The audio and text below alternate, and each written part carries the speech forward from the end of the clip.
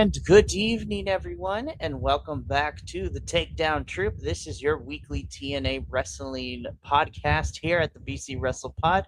My name is Mikey, and I'm going to be rocking it solo this evening to talk about this past episode of TNA, specifically the July 23rd edition of TNA.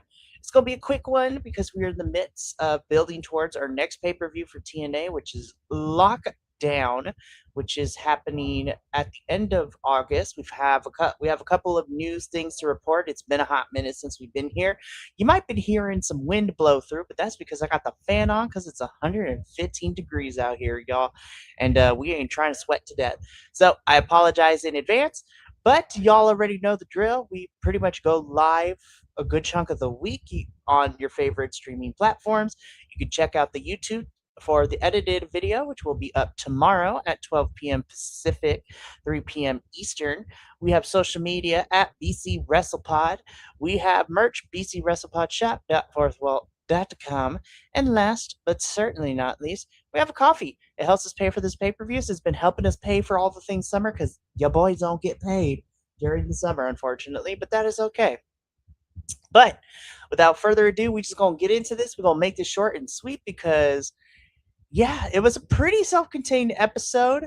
Not too crazy things to talk about, so let's just jump into it, right?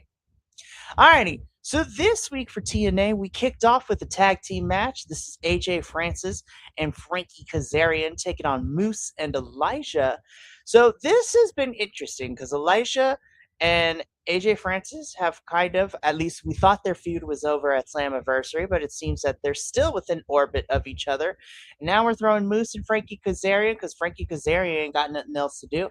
And Moose is finished with his feud with the system, so this is how we're going to continue for a little bit. I thought this tag team match was fine enough. I don't think it was anything too crazy or to write home about, but it is a match that where all four are pretty decent in the ring. Now, because of everything that has transpired, AJ Francis and Frankie Kazarian would end up winning this match, but Moose and Elijah will get a little bit of a victory, even if a small one, because AJ Francis's valet, Expressions, tries to blindside Moose and Elijah, but gets caught for it. And Elijah and Moose destroy Expressions. So this feud is going to be continuing. I don't know if it's going to continue to be a tag team feud or if it's just going to be a singles between Moose and AJ and then Frankie and Elijah, but who knows.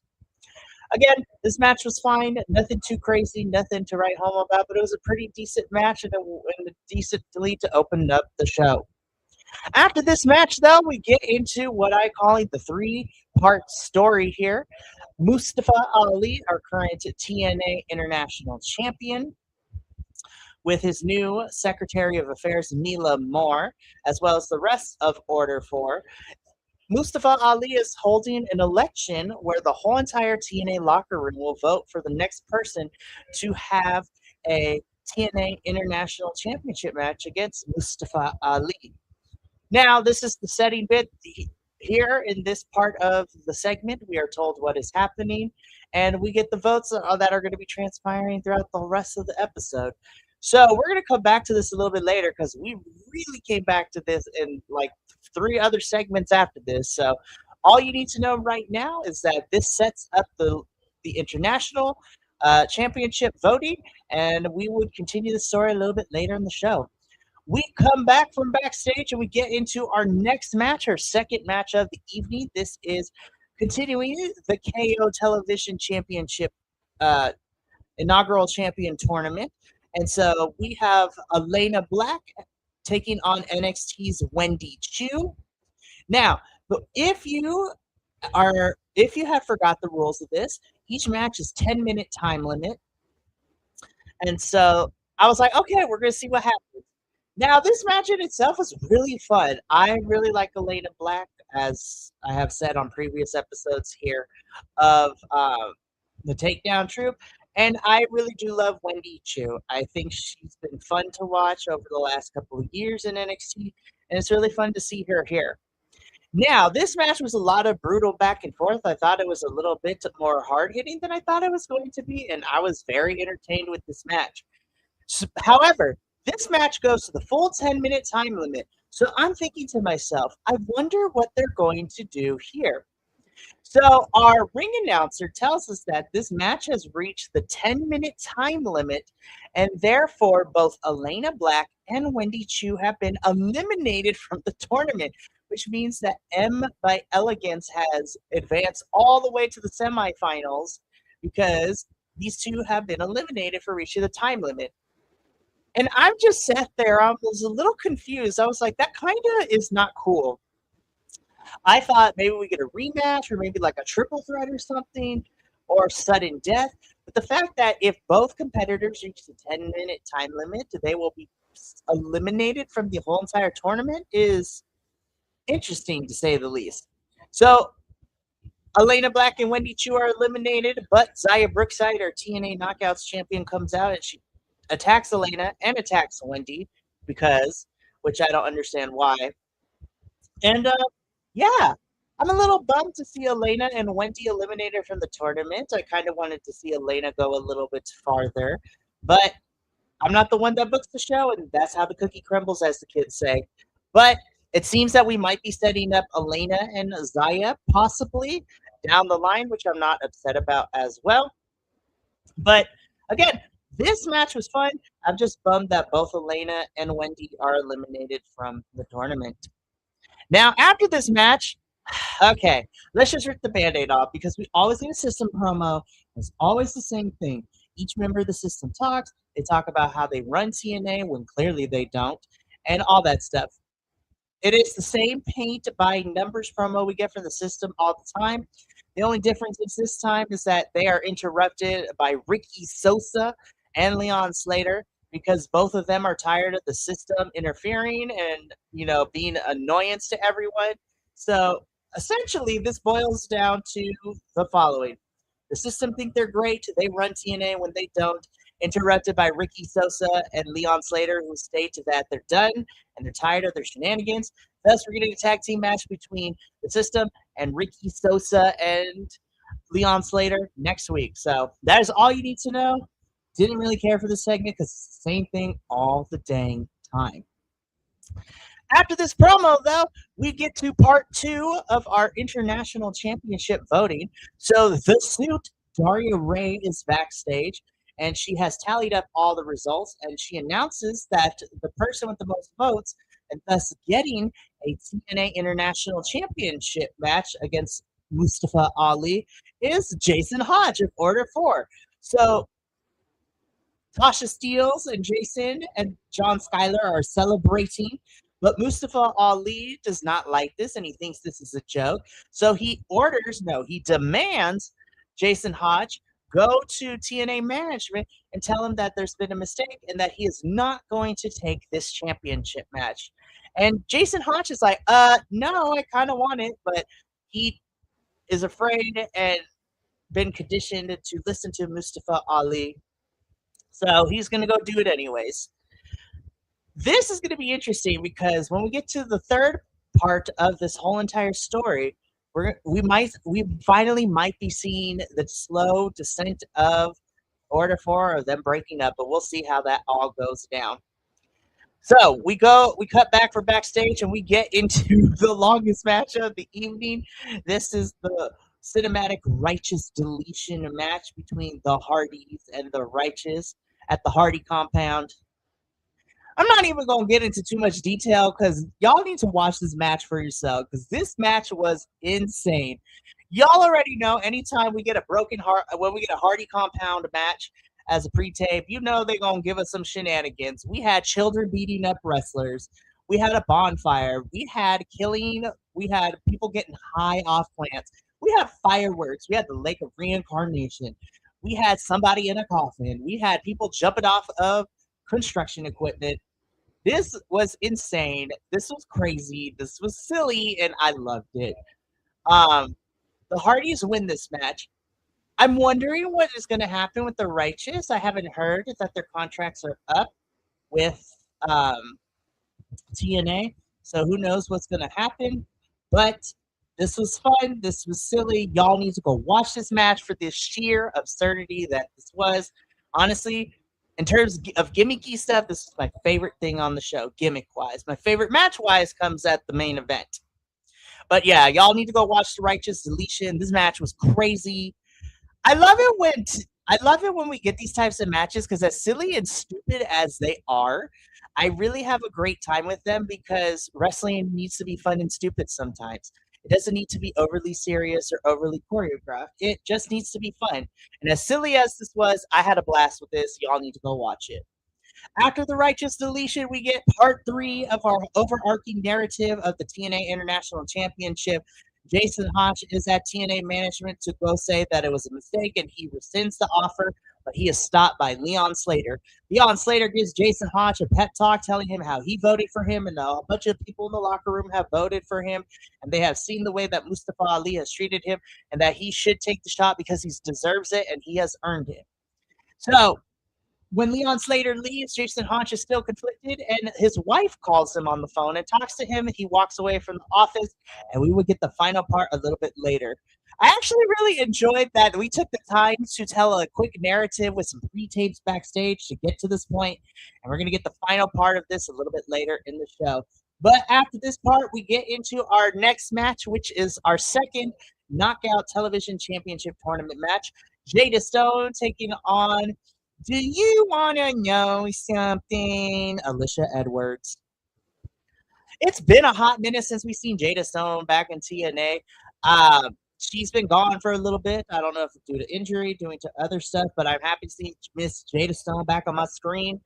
Alicia Edwards, she doesn't wrestle all that often, but she's fun because she's a heel. Of course, she has Eddie Edwards out there. This was a really fun match, albeit a little quick. But I still had a good time with this. I think Jada Stone has a bright future here in TNA as a TNA knockout, and she gets the O'Connor role reversal for the win.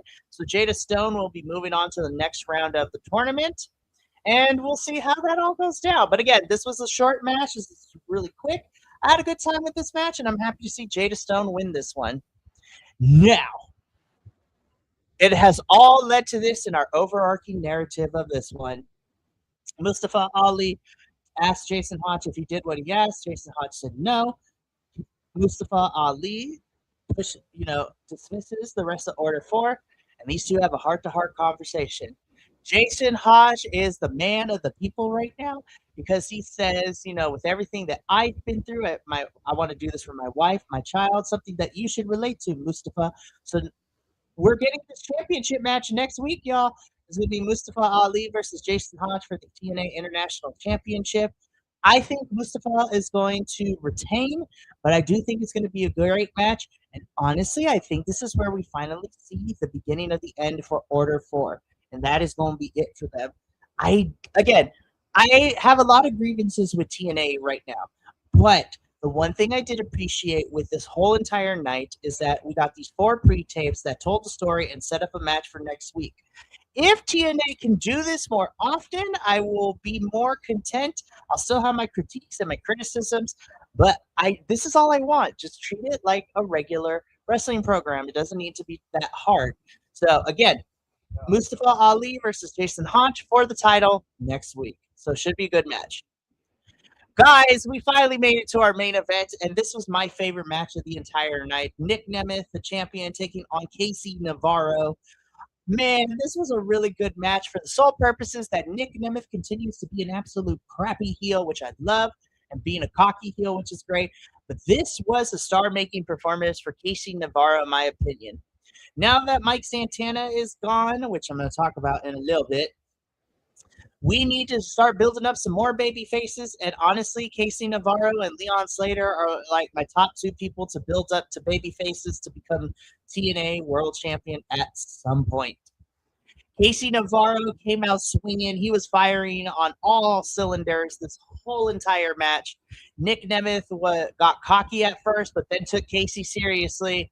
This was a really great match. Casey Navarro tried to go for a blessing in disguise, but Danger Zone from Nick Nemeth sealed the win for Nick. And your winner and still TNA World Champion, Nick Nemeth. Again, this is my favorite match of the episode. Please, if you haven't seen it, I would recommend you all go out to watch this match. Nick Nemeth continues to be a really great veteran in the ring. This was a really fun star-making performance for Casey, and I'm interested to see where we go next for Nick and to see who he faces next. Well, that's going to be it and for the review portion, but I do have some quick bit of news. So we didn't have an NXT show this past Tuesday. However, I wanted to quickly talk about that Mike Santana is officially done with TNA. He is now in NXT. He made his NXT debut this past Tuesday at the end by coming out after Tony D'Angelo and Naraku's match in a street fight for the NXT Championship. And so Mike Santana is officially in NXT, which means he's officially a WWE superstar. And while I am sad I do not get to see Mike Santana in TNA, I'm really happy and I'm excited to follow Mike Santana's journey in WWE now. And then the only other bit of news that I have is that Alicia Fox, formerly known as Alicia Fox, Victoria Crawford, has been released from TNA. She has been let go from her contract. TNA and her have parted ways. And on top of that, too, so the Sinner and Saint have also been granted their release from TNA. So, again, TNA is continuing to cut people, and people are being asked to be, released from their contracts and things like that. So, I'm very interested to see what the direction for TNA goes as we continue to move on with the very limited roster that we have. But yeah, that's going to be it for me this evening. Again, this was a quick TNA review because it was just me tonight, but also this was a pretty self-contained episode. Ultimately, I gave the show a B. I thought there was some really good action. I really appreciated the storytelling that we got from Jason Hodge and Mustafa Ali. The deletion match was insane and silly, but I loved it. And solid episode. I just need TNA to be like this every week, and we'll be okay. But that's going to be it for me tonight, and actually that's pretty much it for BC Wrestle Pod this week. We will be back with another brand spanking new week next week as we got some fun stuff coming up. Tuesday we have our AEW Redemption post show. We're going to review the pay-per-view, which is going to be a lot of fun. We're going to talk about it and everything that went down, so I'm excited for it. We also have our NXT and CMLL post shows as well as our TNA post show, and then next Saturday, August 1st, and next Sunday, August 2nd, we have our 2-night live watch-alongs for WWE SummerSlam, so that's going to be fun. So you're going to see us, some of our podcasting friends, and some other things like that. But that's going to be it for me, from all of us here at BC Wrestle Pod. To you at home, remember, take care of yourself, love one another, stay iconic, and more importantly than anything, you always deserve to finish your story. We'll catch you next week for a really fun, exciting week. But until then, sayonara, adios, and until next time, peace.